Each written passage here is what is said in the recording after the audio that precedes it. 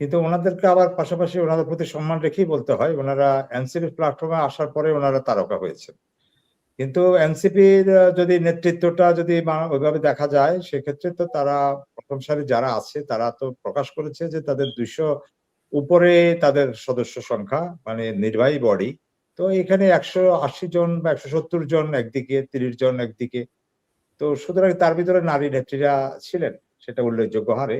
এবং এটা মানে হয়তো তারা দল ত্যাগ করেছেন, তাদের নিজস্ব কোনো চিন্তা ভাবনা আছে, আবার আভ্যন্তরীণ কোন্দলও আছে, আবার নারীদের ভিতরে একটা যে ধরনের একটা জিনিস থাকে আমাদের প্রকৃতিগতভাবে, সেটাও আছে।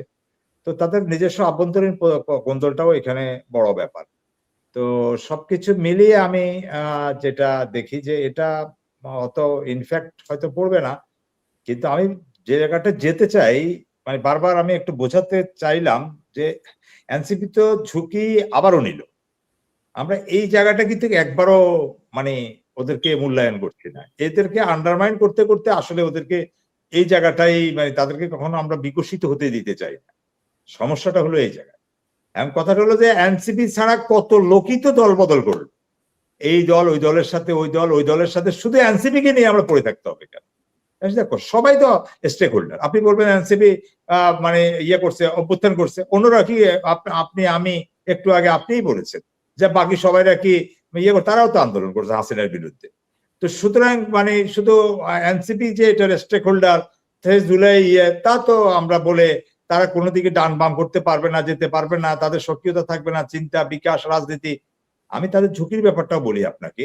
এই জিনিসটা তারা একসাথে আজকে যে ঝুঁকি নিল, এই ঝুঁকিতে তারা বিএনপির বিরুদ্ধে লড়তে হবে, এই ঝুঁকিতে তারা ভারতের বিরুদ্ধে লড়তে হবে, এই ঝুঁকির কারণে তারা আওয়ামী লীগের বিরুদ্ধে লড়তে হবে। তিনটা বড় ঝুঁকি। এটা কোন দলের উপরে আছে আপনি আমাকে বলেন? বিপিন নুরের প্রতি আছে না? তার সাথে বড় একটা দলের ছত্রছায়া। ঝুঁকিটা তো ওরা কি নিয়ে আসলো না? আগে ধরেন যে জামাতের সাথে আরে ভাই, আমি বলছি এই দেশের মানুষ ঝুঁকিকেই পছন্দ করে। লিখে রাখেন, আরেকদিন কথা বলবো, লিখে রাখেন। এখন আর ওই যে আপনার ওই মানে লেজুর ভিত্তির রাজনীতিটা ওই জায়গায় মানুষ নাই। আপনি দেখেন আজকে যে মুন্সি সাহেব বললেন যে হাসনাত আব্দুল্লাহকে চিনেনই না, রাজমিস্ত্রির ছেলে। আপনি নির্বাচনে যত রকম কারচুপি করেন, আমি চ্যালেঞ্জ করলাম, ইনশাল্লাহ ইনশাল্লাহ হাসনাত আব্দুল্লাহ সেখান থেকে ব্যাপক ভোটে জয়লাভ করবে। মানুষ মজলুম সাহসী পুরুষের নেতার পিছনে থাকে, কাপুরুষের পিছনে থাকে না এখনকার জেনারেশন। তো ওইটা আপনি তারা কিনে নিছে, তারা তো জেনে শুনে নিছে। আমি কি বলছি আপনার সাথে যে তারা নেয় নেই? তাদের এটা জেনে শুনে তারা তো বুঝতেছে যে আমাদের আর কোনো মানে এই জিনিসটা যে তাদের জন্য ঝুঁকি, রাজনৈতিক ঝুঁকি, রাজনৈতিক খেলা। কিন্তু আমার প্রশ্নটা হলো অন্য জায়গায়, যে আমরা তাদের একটা দিক দেখি আরেকটা দিক দেখি না। একটা দিক বুঝি, এই যে মাহফুজকে নিয়ে কত কথা বলা হলো, তো মাহফুজ তো বলছে আমি এনসিপির কাছে যাব না। সবারই ব্যক্তিগতভাবে আলাদা আলাদা একটা সক্রিয়তা আছে রাজনীতি। এখন কথাটা আমি বলছি রাজনৈতিক একটা তাদের একটা মানে পুরাতন একটা, যারা মোটামুটি তৃণমূলে যাদের সংগঠন আছে, এর ভিতরে তৃণমূলের সংগঠন কার আছে?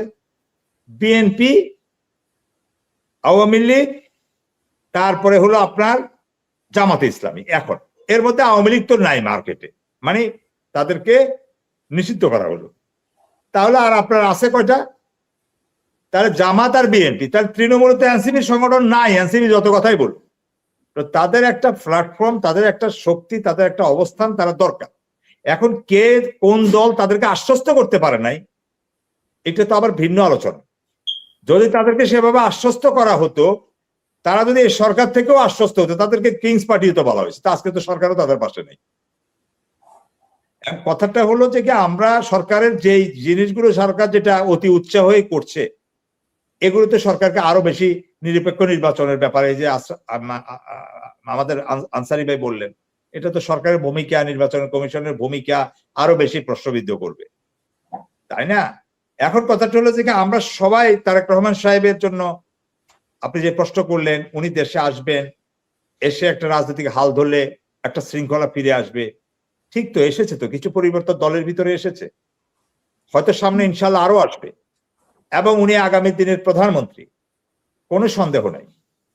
বা আমি সরি, এভাবে বললে মানে একদম ইয়ে হয়ে যায়, মোটামুটি আমরা ধরে নিতে পারি যে ওনার পজিশনটা এমন। কিন্তু সবকিছুর পরেও